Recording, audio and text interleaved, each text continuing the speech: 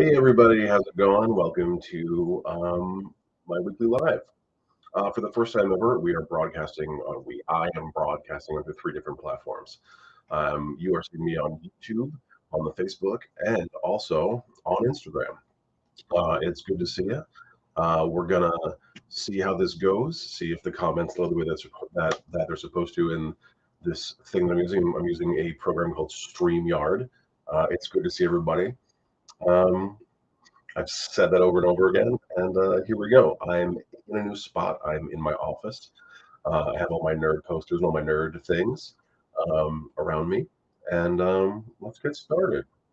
So the first thing that I want to do is talk about the Transformation of Ben Grimm.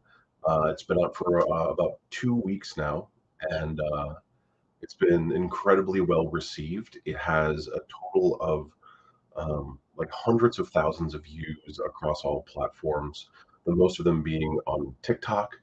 Um, and Everyone has been so overwhelmingly positive and wonderful. Um, and If you haven't watched it yet, we're going to watch it right now. It's about 4 minutes long.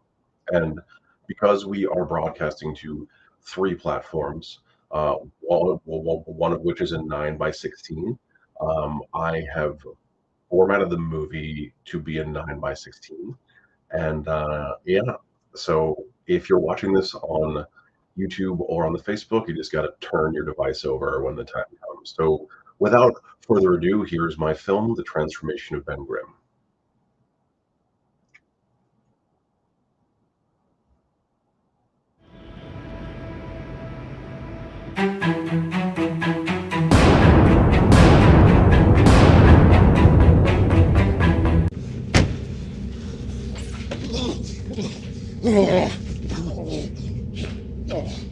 Come on, let's get you to the lab. I feel.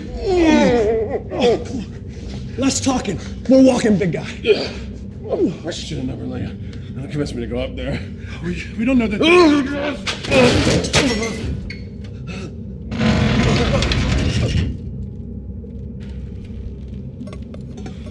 What? Don't worry about it. What is? Come on. Come on.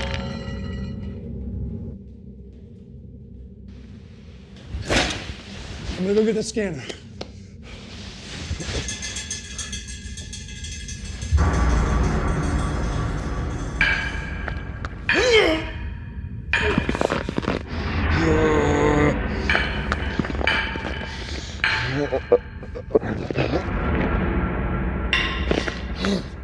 Reed. What happened to my voice?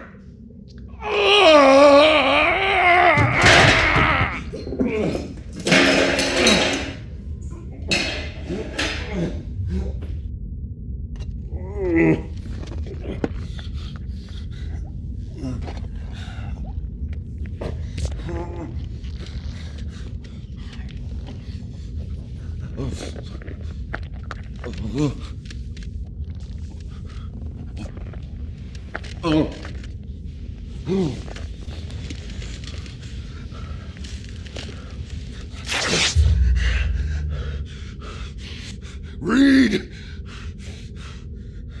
What's happening to me?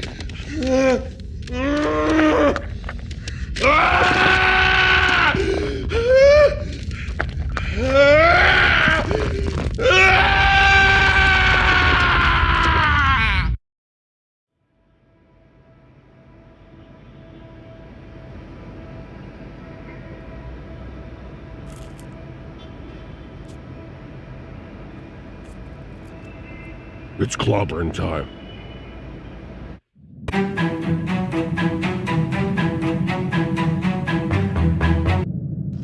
I'm all in. Yeah? You're all in?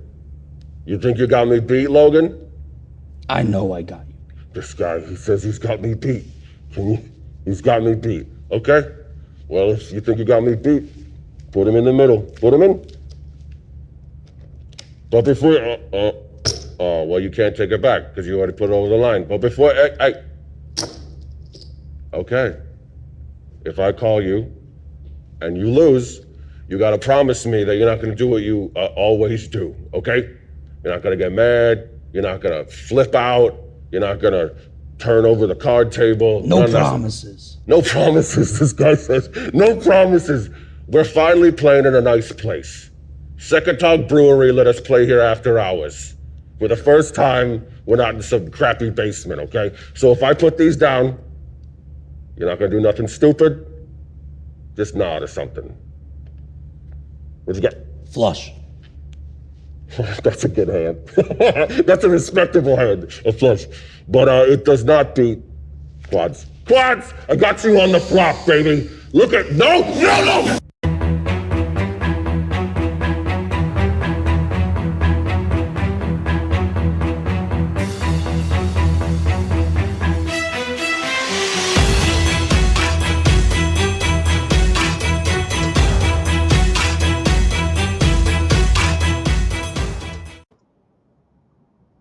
All right.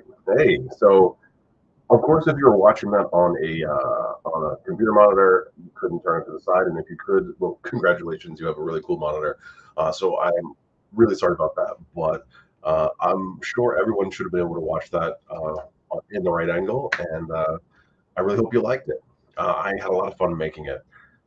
It is my guerrilla audition for the MCU and the Fantastic Four, and as of a couple of hours ago, the news just broke that for the first time in ever, Marvel Studios won't be at San Diego Comic-Con due to the writer strikes and the potential SAG-AFTRA strike.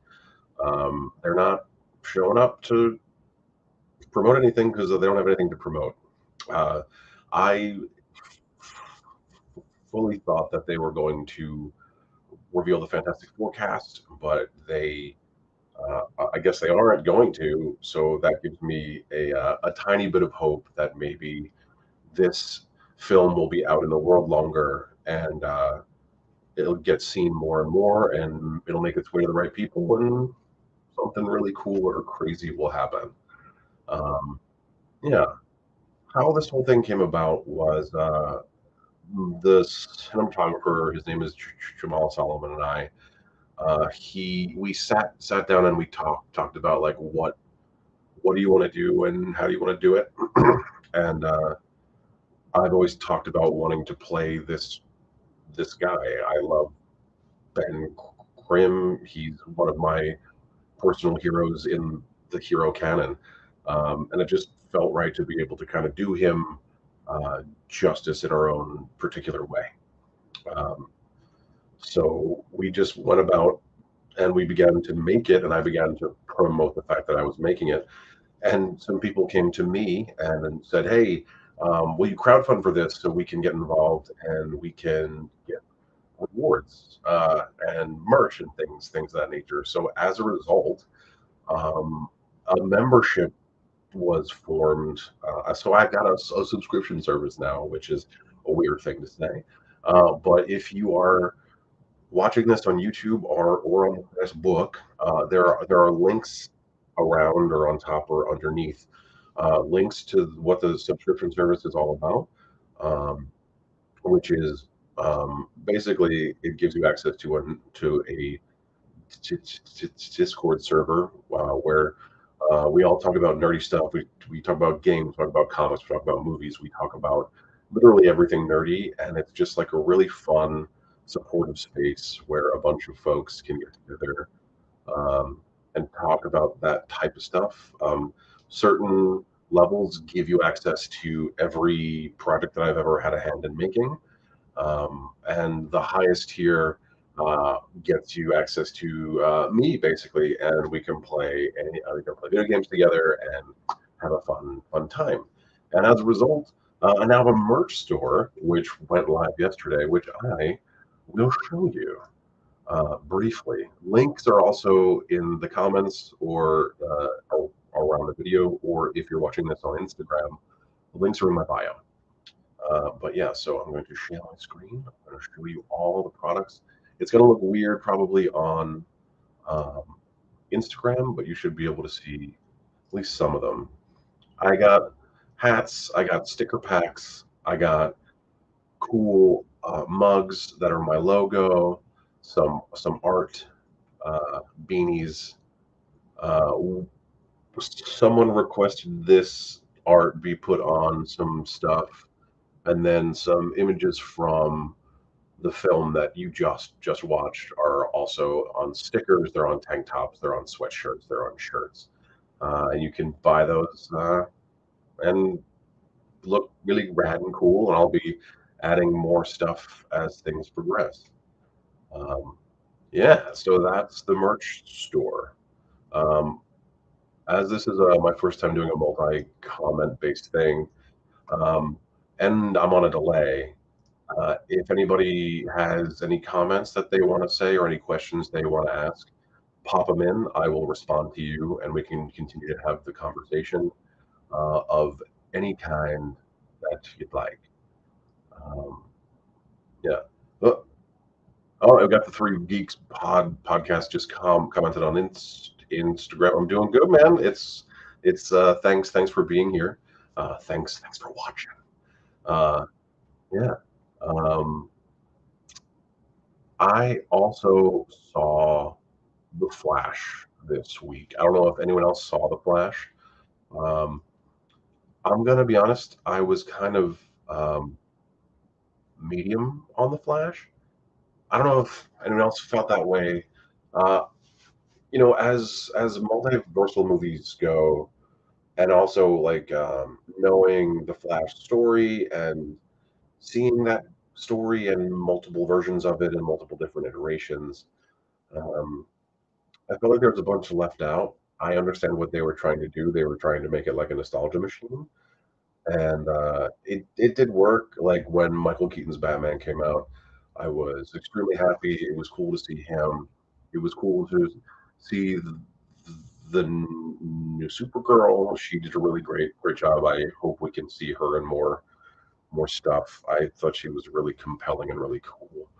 Um, and there was just some stuff, just the graphics of him entering the Speed Force. If you haven't seen it yet, then it's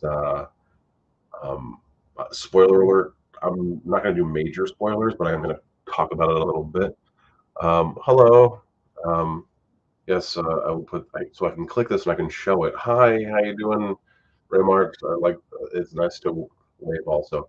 Um, but the CGI got a little weird um, when he entered the Speed Force and was going back in time and things of that nature, and creating forks or whatever. I forgot how they just described it. It was like multiversal, like hinge points. They used spaghetti as a metaphor. Um, yeah, um, but the CGI itself was very wonky and very strange. It looked and it was reported that it was on purpose, that it was supposed to look kind of cartoony and a little bit strange. But it really did look pretty cartoony and pretty strange, and it was kind of hard to um, be believable. I mean, as believable as a superhero movie can be, it didn't allow me to suspend my disbelief. Um, so I would say that if I had to give it like I don't know a can of water out of can of waters, I would give it like a 6.5 out of 10 can of waters. Yeah. Uh, Trevor West 86 asked, "Did you do any photo stills when you were fully decked out as Grimm?" I did. I have lots of those. I have lots of pictures. I have lots of videos, tons and tons that I'm going to be slowly posting and sharing and having a great time with. Um, as I mentioned at the beginning of the stream, I do have a merch store, which I showed. You're on Instagram, so the link's in my bio, where there's pictures and shirts and stickers and hats and things of that nature. Um, yeah, I also saw the new Spider Verse film, which I Well, I will declare publicly that I did not like as much as the first one. Um, and I don't think it has to do with the multiversal fatigue. I've been a huge comic book fan for forever, and the multiverse stuff or the time travel stuff or the multiple Earths things have been part of the whole canon for forever. And if it's done well, then it's done well. Like it was done well in both Spider Verse films, so I didn't feel like it was it didn't feel trite or like trying or anything. But I will say that because this was a middle movie, um, it did feel like there's a lot more to do and it's a bit unfinished. And while that may be on purpose, it made me feel kind of like meh when I got to the end. I'll be happy to watch the next installment to see how it goes. Uh, but there were moments of wow and like really cool, and I love to see all the Spider-Men and women. I love the chase scenes. I love the dichotomy of um, the Miles, because of again, spoiler alerts. I mean, it has been out for a little while, and things of that nature. But so because the spider came out of the universe that was supposed to bite the Miles there, which then made him become the Prowler. I really like the dichotomy of both of these worlds. That was really cool in the way that it's a twist on things that you don't expect, which is really cool. Speaking of CGI, I have watched Love, Death and Robots. So the question was, speaking of CGI, have you watched Love, Death and Robots on Netflix? And the answer is yes, I have. I've watched the S curse out of out of that show. It is awesome, incredible. Every film is its own unique butterfly of coolness. So I am very, very, very happy with that show. It's a great show, and I highly recommend that you watch it. Even if you may not be into short animations or even into short animation science fiction or horror, it's just a good way to um, take a look at a medium in a new way that you may not have seen it before. Uh, Animation has the power to be such a dynamic, artistic platform for storytelling, and it's normally kind of um, relegated to like Disney or Pixar, which I'm not saying is bad, but it has the ability to be much more adult and tell a much more poignant story than just the same rehashings of classic tales that we've been watching since we were kids. So, yeah, check out Love, Death, and Robots. It's great. Also, have any of you seen that show Physical on Netflix? It's the Korean show where all the athletes try and do athlete stuff and they all like fail all the time, and it makes me feel bad because they're all extremely, extremely strong and athletic, and when they fail, it kind of makes you feel bad. But it's a cool show. Um, so the comment here is, I kind of hope they do the new Harry Potter series as a good animation. And I don't, I don't, is that what they're saying it's going to be? I'm pretty sure it's going to be a live action um, series with humans and not animation. Um, I feel like it would be a better. I think it would be a better take as an animation. It might make people less aggravated, to be honest, just because everyone is so attached to the movie actors, and as they should be. They're not dead. They're not even old yet. So I guess an animated series would kind of ease the blow of a new telling. But I will say that with a TV show, I mean, if we ever come back from the writer's strike, which we will, uh, maybe in November, but we will. With TV, you're allowed to tell much more deep, nuanced stories. And I know one of the big complaints from my wife was that a lot of the interesting B, C, and D stories were all cut out, which makes sense for a movie because it's a movie. But with a TV show, you can go all over the place. You can go crazy. You can dive straight into all of the canon of that world and make it really interesting, uh, which will be great for the fans of that series, regardless of how you feel about J.K. Rowling. Um, it'll be awesome for the fans of that world. Yeah. Oh, we got another comment. Yeah, I think it's gonna be a live action, but with the animation as good as it is now, I think it would be pretty decent. I agree with you. Um, Animation has its place, and it's becoming more and more accepted in other things. Excuse me. I have a movie that's in pre-production now that is a hybrid animation film, which is going to be really cool, and I can't wait to tell people more about it as things become more and more available and are more brought to life and stuff like that. But it's a hybrid animation.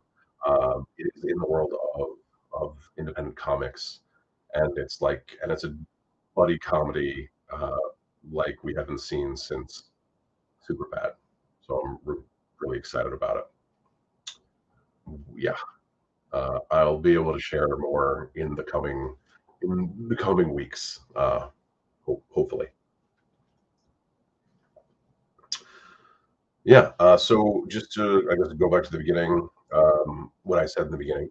Um, I have a subscription membership thingy now where 100% of the money that is raised there goes to my next independent project. So that's how the Transformation of Ben Grimm got paid for. It was completely funded by the fans of the membership, and they wanted to see it, so they helped get it made. And now there's a merch store where you can buy fun merch, and all of those proceeds go 100% into making my next project that then you will see.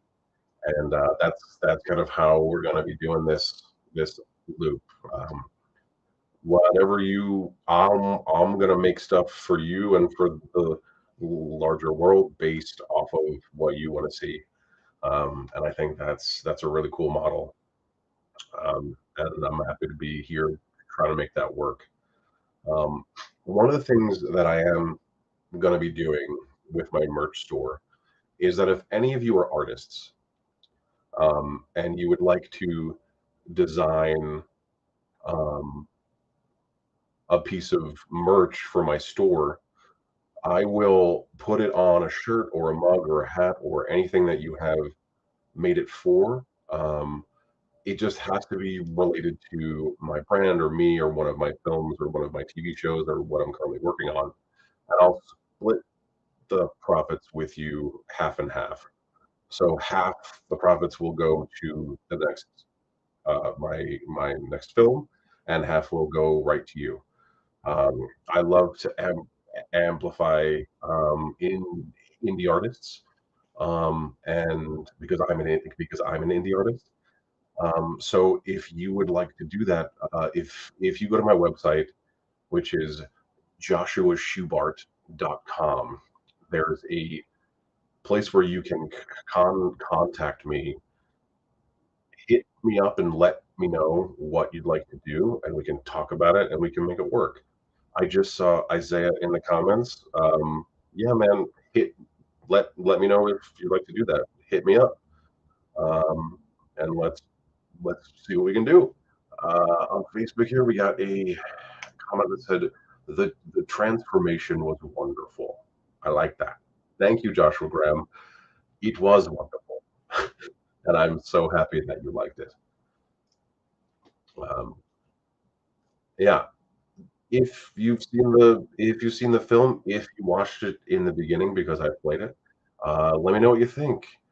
tell me the things, and I will talk to you about them. Yeah. Um, so that's the stream for this week. I just wanted to come on and talk about the Flash and talk about Spider-Man, show you my merch page, talk about how I'd like to work with indie artists on merch, and I'll be back next week. This was my first multi-platform live stream. Let me know how you think it went, and I'll see you all next time. Thank you so much. Bye.